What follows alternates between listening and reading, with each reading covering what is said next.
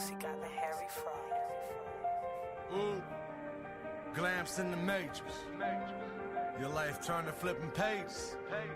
All the real talent behind them cages. And we're back with Overtime Live presents weekly weekend wrap-up collection of videos from over the weekend, highlights from the sports world. Got a little bit going on. Football season's about to kick off. First game of the preseason Hall of Fame game. So nobody cared. They didn't really. They played a few players that might get some minutes in the regular season, but nobody usually watches Hall of Fame game. Combat sports was pretty good. Terence Crawford winning 4 divisions. Olympics, of course, men's basketball, men are dominating. We got UFC. It was actually a pretty good fight night. UFC had a few names that people actually knew. Of course, it was in Abu Dhabi, so they had to put a couple Magomedovs on the lineup. We saw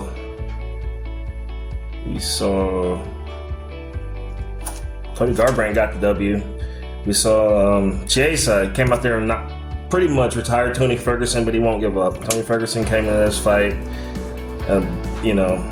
plus 700 underdog. He showed why. First round submission.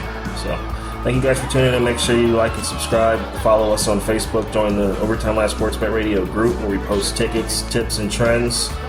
And check out our sponsors at teamspadespoker.com where you can book your poker party today.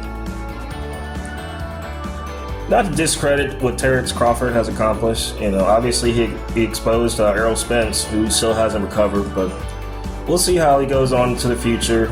I don't think he's been challenged enough, and coming in that fight at a minus 700 favorite lets you know that he's fighting people that are a little bit below his quality, his caliber of fighter. But the hype up to this fight still was there nonetheless, with him accomplishing such a rare feat. But I don't think he'll hold on to those belts too long. I imagine he's going to have to forfeit them. You can't stay at every weight class.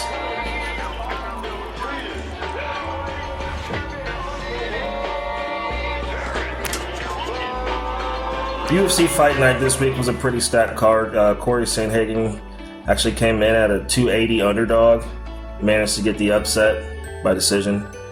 Chito Vera came in at an underdog as well. Went through full 3 rounds, but then lost by decision. Still a pretty entertaining lineup, nonetheless. Now for Olympics this week, we're going to do men's, women, and all that in between. Currently, U.S. and China are neck and neck. U.S. ahead by 1 with gold medals, and overall medals obviously a little bit more, but France and Australia are tied for 3rd place. Going into these last few weeks, obviously men's basketball, this team's better than the Dream Team. There's no way this team doesn't win gold. They're actually minus 600 favorites to win it all right now. And going into the next game, they're going to be 26-point favorites, going to play Brazil. So it's not really too entertaining. There's some highlights. Anthony Edwards, Kevin Durant, LeBron are all players that you don't know if you're going to see them in the next Olympics. So you want to enjoy these moments. This might be Steph Curry's only chance. We'd now like to introduce a new segment brought to you by our sponsors at teamspacepoker.com. Thanks to the 2024 Paris Olympics, we're going to be doing this week. It's called Is That a Man?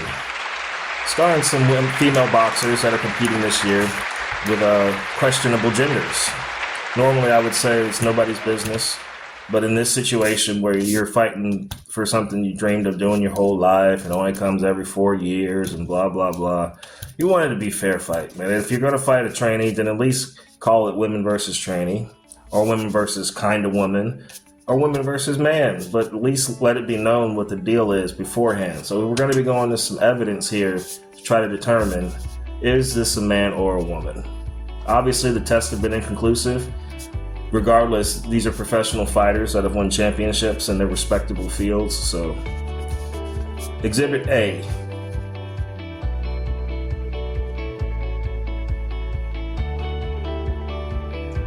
You'll notice here that we have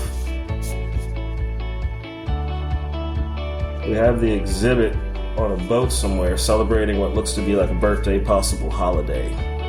What I'm concerned with here is this decorations here are a little too feminine for even the most tranniest of man. So it's a little concerning. It's a little concerning that this could possibly be a man, but I don't believe it is. The person that she fought actually came out and apologized for the accusations, as she should, because without reasonable proof, that's a serious accusation to make towards someone who's working just as hard as you are to achieve these goals. Here we'll have our exhibit training in the gym. You'll notice the posture, the strikes, they don't exhibit too much masculinity nor overloading testosterone to me. I still feel like I could beat this person in a fight. Not intimidated. And here's the most damning piece of evidence. If you'll notice here, right here, there appears not to be a set of testicles or a penis. Look right there. So I think it's been determined through our careful analysis of the evidence that we have collected that this is indeed a female who just punches hard as shit. Thank you guys for tuning in today. Make sure you like and subscribe and check in next week. We'll see what other shenanigans are going on in the sports world. If anybody in the world of women's combat sports should be investigated, it's these guys. You know? I've been watching, looks like Vanderlei Silva dressing up as a woman, just dominating people. Probably beat up most of the men.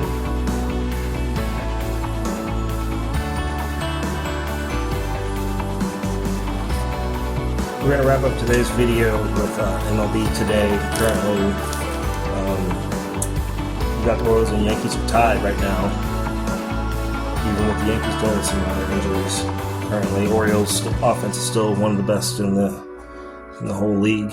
But tied for the division. Guardians, even though they kill me, they're still leading their division. Seattle and Astros are close. Of course, Astros will make it in the playoffs, probably go to the World Series. And in the NL, Phillies will hold this lead. They're up about almost 6 games right now. Braves are struggling offensively. Acuna going out really hurt them for the season. Pitching rotation's not really looking that great right now. So even though they're 2-8, they've won 2 games out of their last 10. The Phillies have still got that lead in that division, so they'll probably hold on to that. Brewers 6 games up. I guess they're pretty good. Seems like the good teams I lose on, the days that they're off, I'm off.